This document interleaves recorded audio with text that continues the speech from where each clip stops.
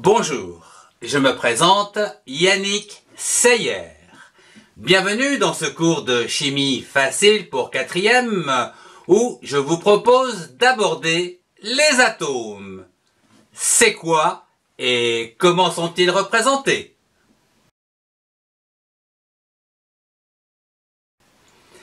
La matière qui nous entoure est constituée d'atomes microscopiques. Tous ces atomes sont formés d'un noyau central dans lequel on y trouve de petites particules appelées des neutrons et des protons.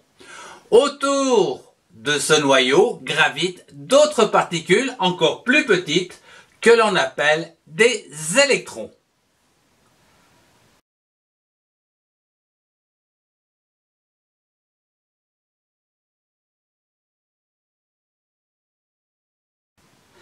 L'écriture d'un atome se fait généralement à l'aide de l'alphabet majuscule en abrégé. Comme par exemple pour l'hydrogène, un H majuscule, le carbone, un C majuscule, pour l'oxygène, un O majuscule, et pour l'azote, un N majuscule.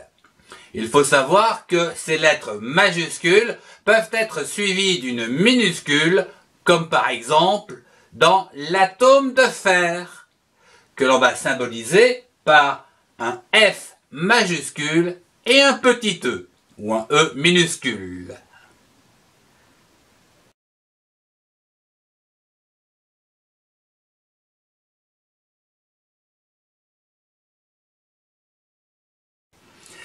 Les atomes sont schématisés sous forme de modèles. Ce sont des modèles sphériques, comme ceci. Et pour les plus utilisés, on les a même colorés. Voyons quelques atomes, comme par exemple l'hydrogène.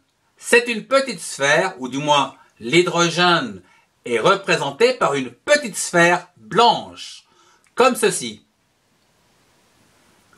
Prenons à présent un atome de carbone, donc une sphère un peu plus grosse, noire.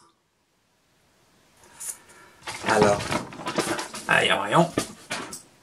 Une sphère à peu près identique au carbone, tout petit peu plus grosse, c'est l'atome d'azote.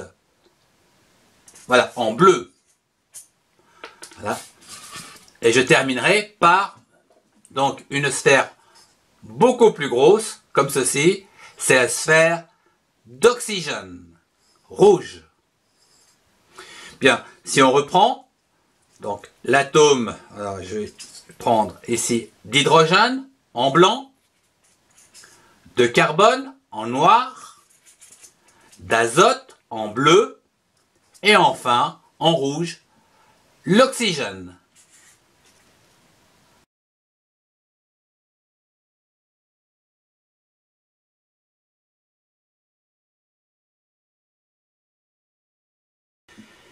Je vous remercie de votre écoute. Si vous avez aimé, mettez un pouce et rejoignez-moi dans mes playlists. Diffusez les vidéos à ceux qui en ont besoin. Au revoir et à très bientôt.